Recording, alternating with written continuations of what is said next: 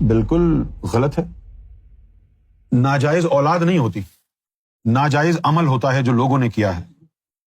ذرا سوچیں کہ کسی کی ناجائز اولاد سے آپ نفرت کرنا چاہتے ہیں کہ یہ ناجائز ہے، تو آپ مجھے یہ بتائیں اس ناجائز اولاد کے اندر اللہ نے روح کیوں ڈالی؟ جب اللہ نے اس ناجائز وجود کو تسلیم کیا تو روح ڈالی نا، تو کون ہوتا ہے؟ اس بچے کا کیا قصور ہے جو ناجائز طریقے سے پیدا ہوا ہے؟ کیا چیز ناجائز تھی؟ اس کو پیدا کرنے والوں کا عمل. وہ گناہگار ہیں، وہ بدکار ہیں، وہ ناجائز ہیں. اس بچے کا کیا قصور ہے؟ بالکل ایسے بچوں سے نفرت نہیں کرنی چاہیے، کیونکہ بچے کا تو قصور نہیں ہے.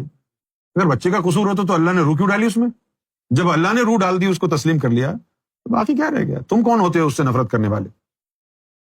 یہ جو آپ کے مولوی ہیں نا، مولوی خاص طور پر وہ جو خادم حسین رضوی تھا، وہ کہتا تھا کہ یہ عیدی صاحب حرام ابن حرام ہے، ناجائز حرامیوں کو پالنے والا. یہ فتوے دیے ہیں ان مولویوں نے. اور عیدی صاحب نے کیا کیا کہ آپ جیسے شریف زادے جو داڑھی بنا کر کے مسجد کے ممبر پر بیٹھے ہیں، آپ جیسے شریف زادے غلط کاری بدکاری کر کے بچوں کو سڑک پر پھینک جاتے ہیں.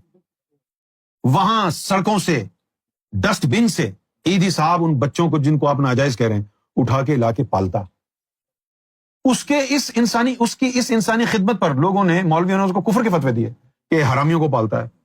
وہ حرامی پیدا کس نے کیے ہیں؟ تم جیسے لوگوں نے. اب آپ مجھے بتائیے وہ عورت، اس کا دل کیسا ہوگا؟ سب سے پہلے اس نے بدکاری کی، بدکاری کے بعد جب بچہ پیدا ہوا تو اس کو اٹھا کے ڈسٹ بن میں ڈال کے آ گئی. جو تو بچے کو ڈسٹ بن میں ڈال کے آئی ہے وہ گناہ اللہ معاف نہیں کرے گا. ہو سکتا ہے بدکاری کو معاف کر دیتا. کیوں نہیں معاف کرے گا؟ کہ اللہ نے جس بچے میں روح ڈالی تھی تو اس کو سڑک پر پھینک کے آ گئی. پاکستان میں 1 منٹ میں 12 حرامی بچے سڑکوں سے 1 منٹ میں اٹھائے جاتے ہیں. 1 منٹ میں 12. کہاں سے آئے یہ؟ ہمارے سارے اچھے اچھے پیارے پیارے میٹھے میٹھے مسلمانوں نے کیا ہے نا یہ سب کچھ. اور غیرت مند اتنے حرام کاری کر کے بچے کو سڑک پہ پھینکا ہے، کیونکہ یہ پارسا لوگ ہیں، یہ پاک سرزمین ہے.